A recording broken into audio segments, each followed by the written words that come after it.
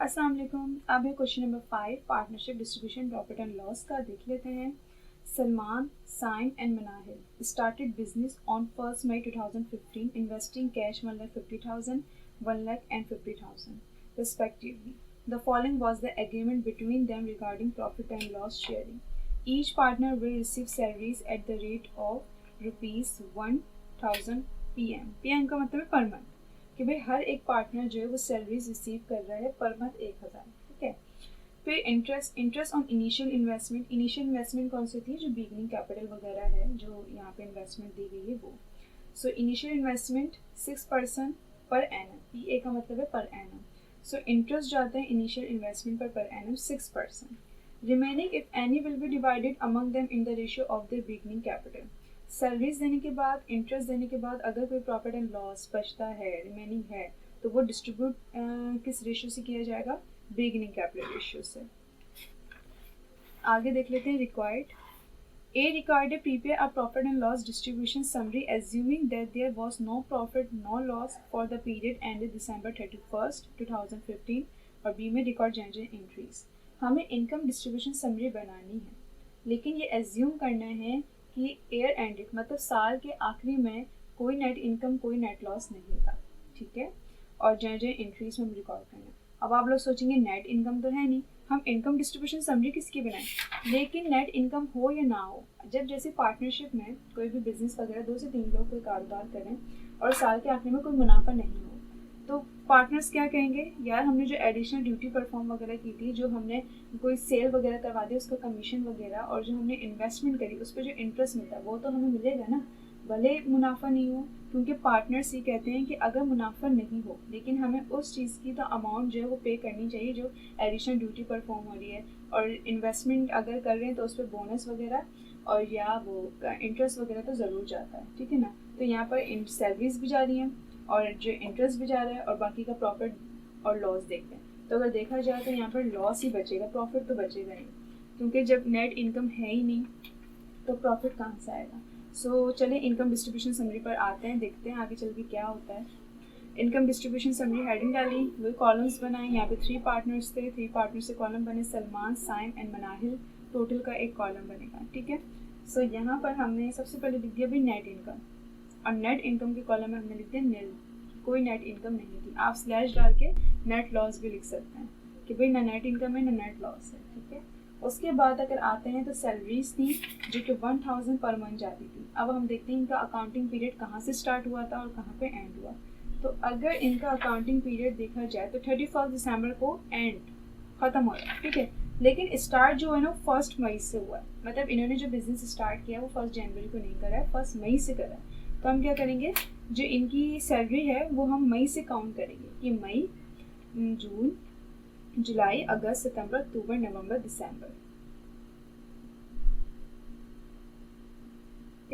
तो मई से दिसंबर तक जब हमने मंथ्स काउंट करे तो 8 मंथ्स आ रहे हैं। तो क्या मतलब कि 2015 में सिर्फ 8 महीने की जो है वो सैलरी इन्होंने रिसीव करी है। तो हम क्या करेंगे, 1,000 को सिर्फ 8 से मल्टीप्लाई करेंगे।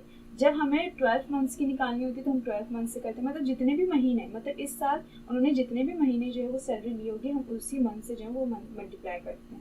तो 2015 में जो इन्होंने सैलरी रिसीव करी वो सिर्फ 8 मंथ्स करी, तो हमने 1,000 को क्या करा, 8 से मल्टीप्लाई करा और हम तीनों पार्टनर्स के कॉलम में वो अमाउंट शो कर देंगे।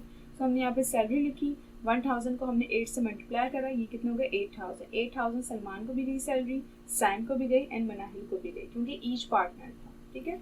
इसके बाद इंटरेस्ट था जो कि 6% था, और इनिशियल इन्वेस्टमेंट पर, इनिशियल इन्वेस्टमेंट वही जब पार्टनरशिप स्टार्ट की होगी, जब जो इन्वेस्टमेंट की होगी वो इनिशियल इन्वेस्टमेंट के बाद में। तो हम क्या करेंगे, 1,50,000 का 6% लेंगे, 1 लाख का 6% लेंगे एंड 50,000 का 6% लेंगे। तो सबसे पहले हमने सलमान की इन्वेस्टमेंट ली, उसका हमने जब 6% लिया तो 6,000 आया। ठीक है। हमने यहाँ पर लिख दिया 6% इंटरेस्ट। ठीक है। जब आप 1,50,000 का 6% लेंगे तो आपके पास 6,000 आएगा। सो हमने जब इसका 6% लिया, लेकिन इंटरेस्ट में भी हम ये देखेंगे कि इन्होंने पूरा साल, क्योंकि यहाँ पे जो लिखा हुआ है आप देख सकते हैं कि 6% पर एनम है। ठीक है। जब अकाउंटिंग पीरियड 1 जनवरी से स्टार्ट हो 31 दिसंबर को खत्म हो रहा, तो वहाँ पर आप क्या करेंगे, बस इन्वेस्टमेंट लेंगे, उसका 6% लेंगे, पर एनम आ जाएगा।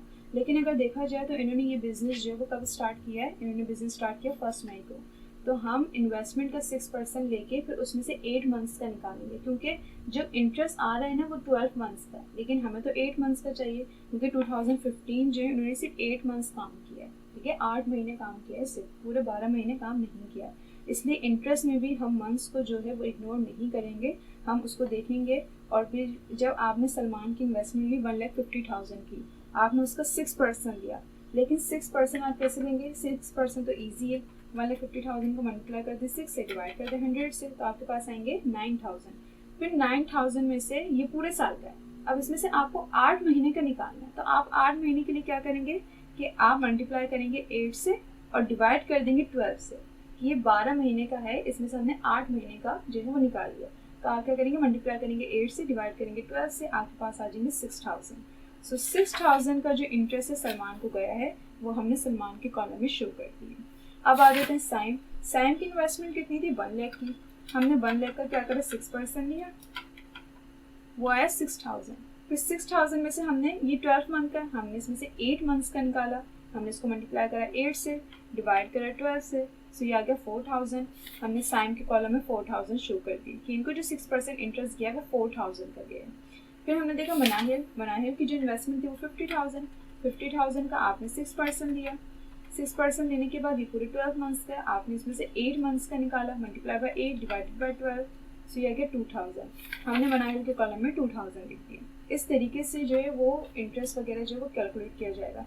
अगर 12 मंथ्स का मतलब अगर फॉर एग्जाम्पल ये 1 जनवरी को स्टार्ट करते हैं, तो फिर हमें ये मंथ्स कैलकुलेट करने की नीड नहीं थी, हम क्या करते हैं, बस इन्वेस्टमेंट लेते 6% लेते और डायरेक्ट उनके कॉलम से अमाउंट लिख देते। लेकिन यहाँ पे मंथ्स को देखेंगे, तो यहाँ पर हमने जो है वो सैलरी गई, इनको ये इंटरेस्ट गया, इसके अलावा कुछ नहीं गया। अब हम देखते हैं रिमेनिंग लॉस या रिमेनिंग प्रॉफिट बचता है। हम क्या करते हैं, इन सारी अमाउंट्स को प्लस करते हैं, 8 + 6 14,000, 8 + 4 12,000, 8 + 2 10,000। इन तमाम अमाउंट को प्लस करके हमने लिख दिया भाई 36,000 की जो है वो इनकम के अलावा जो है वो जिनको जो चीज़ें जा रही थी वो थी 36,000 की। अब देखेंगे भाई नेट इनकम तो थी नहीं, लेकिन फिर भी 36,000 जो है वो पार्टनर्स ने सैलरी वगैरह इंटरेस्ट वगैरह मिला के टोटल जो अमाउंट ली है रिसीव करी है वो 36,000 की। जब यहाँ पर फॉर एग्जाम्पल कुछ नहीं है तो आप कंसिडर करें ज़ीरो, जब ज़ीरो में से 36,000 जाएंगे तो 36,000 ही आ जाएंगे, और वो किसके आ जाएंगे, माइनस के, क्योंकि इसके साथ तो माइनस का साइन है ना। जो भी सैलरी वगैरह कमीशन इंटरेस्ट बोनस वगैरह जाता है उसको हम यहाँ पे माइनस में शो करते हैं, फिर हम इनकम में से उसको माइनस करते हैं, लेकिन यहाँ पे तो इनकम है ही नहीं, यही 36,000 एज इट इज़ आ जाएंगे और वो माइनस में ही आएंगे। तो इट्स मीन कि ये रिमेनिंग लॉस है। अब ये रिमेनिंग लॉस डिस्ट्रीब्यूट किया जाएगा, तो रिमेनिंग लॉस जो डिस्ट्रीब्यूट किया जाएगा वो इन्होंने बताया था कि बिगनिंग कैपिटल रेशियो के अकॉर्डिंग डिस्ट्रीब्यूट किया जाएगा। सो यहाँ पे बिगनिंग कैपिटल मतलब एक ही बिगनिंग कैपिटल क्या होगा, जो इन्होंने स्टार्ट में इन्वेस्टमेंट करी होगी, इन्वेस्टमेंट यहाँ पर ये थी 1,50,000, 1 लाख और ये 50,000। तो हमने क्या करा, इसमें से अगर कॉमन देखें तो यहाँ पे 4 जीरोस हैं, तो 4 जीरो जो है वो आपस में माइनस कर देंगे, तो यहाँ पे 15 बचेगा, यहाँ पे 10 बचेगा और यहाँ पे 5 बचेगा। हमने यहाँ पे देखें इस तरीके से लिख दिया। शेयरिंग रेशियो क्या था, 15 10 5, नाम नहीं लिखा, आप लोग लिख दिएगा सलमान, साइम एंड मनाहिल। फिर हमने जो है प्लस किया, प्लस जब किया तो 5 + 10, 10 + 5 ये कितना हो गए। अगर देखा जाए तो हम प्लस करने से पहले देख सकते हैं किसी कैलकुलेशन वो कटिंग हो रही है, तो 5 × 5, 5 × 10 एंड 5 × 3 = 15, हमने इसकी कटिंग कर ली, तो रेशियो क्या आया 3:1। जब हमने इसको प्लस किया तो टोटल रेशियो आया 6। तो सलमान का रेशियो क्या हो गया, 3/6। अगर आप चाहें तो आप लिख भी सकते हैं इस तरीके से कि सलमान का जो रेशियो हो गया वो 3/6 हो गया। फिर अगर साइम का देखें तो 2/6 हो गया, एंड हमने मनाहिल का देखा तो 1/6 हो गया। ये इनके रेशियो आ गए, ठीक है। सबसे पहले कटिंग ही कर लेगा, और 5 है तो यहाँ पे ज़रूरी कि 5 से ही कट होगा। अब हमारे पास बिगिनिंग कैपिटल रेशियो जो है वो आ गए हैं, ठीक है। रिमेनिंग लॉस कितना था, 36,000 का। 36,000 को हम क्या करेंगे, सबसे पहले सलमान के रेशियो से मल्टीप्लाई करेंगे। जब आप 36,000 को सलमान के रेशियो से मल्टीप्लाई करेंगे, 36 × 3 / 6 तो आएंगे 18,000। हम 18,000 सलमान के कॉलम में शो कर देंगे, और वो भी माइनस में, क्योंकि लॉस डिस्ट्रीब्यूट होगा तो लॉस का जितना भी जो हिस्सा वगैरह आप लिखते जाएंगे ना पार्टनर्स के कॉलम से, वो आप माइनस में ही लिखेंगे। फिर हमने क्या करा कि 36,000 को हमने सैम के रेशियो से मल्टीप्लाई करा, 2 डिवाइडेड बाय 6, सो ये है 12,000 हमने सैम के कॉलम में शो कर दिए। फिर 36,000 को हमने किया, जो रेशियो जो था मनाहिल का 1 डिवाइड बाई 6 है, तो डिवाइड कर दिया 6 से 6,000 हमने मनाहिल के कॉलम में शो कर दिए। अब देखा जाए तो सैलरी इंटरेस्ट वगैरह मिला के इनको जो प्रॉफिट वगैरह मतलब जो इनको मतलब एडिशनल ड्यूटी वगैरह परफॉर्म की थी, इन्वेस्टमेंट पे इंटरेस्ट वगैरह हुआ, वो 14,000 का था और इनको लॉस ज़्यादा का हो गया, तो 14 माइनस 18 माइनस 4, मतलब अभी इनको लॉस हो गया 4,000 का। मतलब ये होता है कि प्रॉफिट इतना नहीं मिला इनको जितना इनका नुकसान था, तो फिर 4,000 का अभी भी नुकसान है इनको, ठीक है। फिर हमने देखा भाई इनको जो सैलरी वगैरह इंटरेस्ट वगैरह मिला था वो 12,000 था, और जो रिमेनिंग लॉस का इनको हिस्सा मिला वो भी 12,000 था, तो दोनों जो आपस में माइनस हो गए तो नील। सैम को कुछ भी नहीं मिला इस साल। फिर मनाहिल को जो सैलरी इंटरेस्ट मिली थी वो टोटल 10,000 की थी, रिमेनिंग लॉस उनके हिस्से में आया था 6,000, जब हमने माइनस किया तो 4,000 इनको मिला, और ये मतलब घर ले जा सकते हैं, ठीक है ना। इनको ये है कि इनको सैलरी इंटरेस्ट वगैरह जो मिला उससे कम ही इनको लॉस हुआ, तो फिर इनके 4,000 पॉजिटिव यहाँ पे बच रहे हैं। फिर हम क्या करते हैं कि इन तीनों अमाउंट को जब आप प्लस करेंगे तो वही 36,000 आ जाएंगे। जब ये माइनस के होते हैं तो हम यहाँ पे प्लस में लिख देते हैं। अब आप लोग सोचेंगे कि क्या लॉजिक है, हम इसको प्लस में क्यों लिखें, क्योंकि क्या होता है अगर माइनस है तो यही अमाउंट यहाँ प्लस में हो जाएगी, और अगर प्लस है तो यही अमाउंट यहाँ पे माइनस हो जाएगी, क्योंकि ये 36,000 क्या थे, लॉस थे। अब लॉस बढ़ गया, अब इनके पास कुछ बचा, इनके पास कुछ नहीं बचा ना, तो हम क्या करेंगे उसको ख़त्म करने के लिए, अगर हमें ये 36,000 ख़त्म करना है तो हम इसको प्लस में लिख देंगे। जब माइनस प्लस की 36,000 जो है अगर आप करें -36 + 36 तो आपके पास नील आएगा। नील ये शो कर रहा होता है कि इनकम डिस्ट्रीब्यूशन समरी के थ्रू जो है वो हमने जितना भी इनको प्रॉफिट वगैरह था, रिमेनिंग लॉस वगैरह था, वो सब इनमें डिस्ट्रीब्यूट हो गया है। अब इस साल कोई प्रॉफिट, कोई इनकम मतलब कोई लॉस वगैरह, कोई सैलरी इंटरेस्ट वगैरह कुछ नहीं बचा, हमने सब डिस्ट्रीब्यूट कर दिया, ठीक है। तो ये लाजमी हमें नील लाना होता है, ये हमेशा आप करेंगे, ठीक है। जब भी यहाँ पे रिमेनिंग प्रॉफिट बचेगा तो वो प्लस में होगा, तो हम यहाँ पे वही अमाउंट माइनस में करके यहाँ पे नील देंगे। और जैसे कि यहाँ पे अभी रिमेनिंग लॉस है तो ये माइनस में, तो हमने यही अमाउंट प्लस में लाके इसको नील कर दिया, ठीक है। ये हमारी इनकम डिस्ट्रीब्यूशन समरी कम्प्लीटली बन गई है। अब हम आ जाते हैं जनरल एंट्रीज पे। जनरल एंट्रीज पर क्या एंट्री बनाए भाई, इनकम डिस्ट्रीब्यूशन समरी में नेट इनकम नेट लॉस तो था नहीं, उसी अकाउंट को तो हम डिस्ट्रीब्यूट करते हैं, मतलब अगर इनकम होती है तो वो क्लोज होता है डेबिट साइड पे चल जाती है, वही डिस्ट्रीब्यूट कर देते हैं। तो यहाँ पर नेट इनकम नेट लॉस तो था नहीं, लेकिन अगर देखा जाए फिर भी यहाँ पे इनको लॉस है 4,000 का, और यहाँ पे जो है 4,000 का यहाँ पे प्रॉफिट है, तो इनकी तो हमें एंट्री लाजमी बनानी है, ठीक है ना। इनकी किस तरीके से बनाएंगे, अब देखें सलमान को 4,000 का लॉस है, तो लॉस अगर होता है तो इनके कैपिटल्स कम होते हैं या बढ़ जाते हैं, इनके कैपिटल जो है वो डिक्रीज हो जाते हैं, और कभी भी कैपिटल डिक्रीज होगा तो वो डेबिट साइड पर आ जाएगा। इसलिए हमने क्या लिखा, सलमान करंट अकाउंट हमने डेबिट साइड पे लिख के 4,000 लिख दिया। अब साइम को तो कुछ मिला ही नहीं, इसलिए साइम की कोई बात करेंगे ही नहीं जनरल एंट्रीज में। फिर मनाहिल को 4,000 का प्रॉफिट हुआ है, तो इट्स मीन इनका कैपिटल जो है वो इंक्रीज हुआ होगा, तो इसलिए इंक्रीज होता है तो उनका क्रेडिट साइड पे जाता है, तो मनाहिल करंट अकाउंट हमने क्रेडिट साइड पे लिख दिया 4,000 से।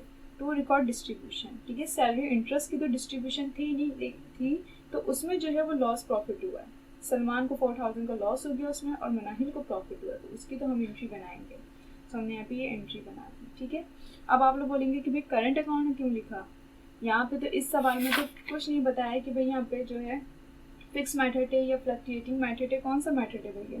तो जब हमें क्वेश्चन में कोई मेथड का जिक्र नहीं किया जाए तो हम फिक्स मेथड कंसिडर करते हैं, और फिक्स मेथड में हम एंट्रीज में करंट अकाउंट जो है वो करंट अकाउंट का नेम यूज़ करते हैं, ठीक है। तो जब भी आपको क्वेश्चन में नहीं बताया जाए कि ये कौन सा मेथड है तो आप फिक्स मेथड कंसिडर करिएगा। सो आप लोग का क्वेश्चन नंबर 5 भी कंप्लीट हो गया है। कभी ऐसा हो सकता है कि साल में जो है वो इनकम नहीं हो, ठीक है ना, ऐसा ज़रूरी नहीं है कि इनकम हो, या क्योंकि पार्टनरशिप देखें जो भी कारोबार होता है उसमें चलता ही रहता है, इनकम होती है, कभी प्रॉफिट हो रहा है, कभी लॉस हो रहा है, और कभी दोनों में से कुछ भी नहीं होता, ठीक है ना। लेकिन अगर पार्टनर्स जो हैं वो एडिशनल ड्यूटी परफॉर्म कर रहे हैं और इंटरेस्ट तो लाजमी जाता है, इन्वेस्टमेंट करिए तो उस पर इंटरेस्ट तो लाजमी मिलेगा, और पार्टनर्स जो एडिशनल ड्यूटी वगैरह परफॉर्म कर लेते हैं तो उसकी सैलरी भी वो लेते हैं, चाहे वो इनकम हो या लॉस हो, कुछ भी हो। और इस क्वेश्चन में तो नेट इनकम थी ही नहीं, ना नेट लॉस था ना नेट इनकम थी, लेकिन सैलरी तो फिर भी गई ना, इसलिए इनकम डिस्ट्रीब्यूशन समरी हमें बनानी थी। ये नहीं कि आपको क्वेश्चन में जैसे कि रिक्वायर्ड में कुछ स्टूडेंट्स क्या करते हैं कि रिक्वायर्ड में जो है वो इनकम डिस्ट्रीब्यूशन समरी कही है, लेकिन नेट इनकम नहीं है तो स्किप कर दी। नहीं, स्किप नहीं करनी, सैलरी इंटरेस्ट वगैरह तो है ना, उसकी डिस्ट्रीब्यूशन तो हम इनकम डिस्ट्रीब्यूशन समरी में दिखाएंगे। इसलिए आप लोग का क्वेश्चन नंबर 4, 5 जो है वो कंप्लीट हो गया है।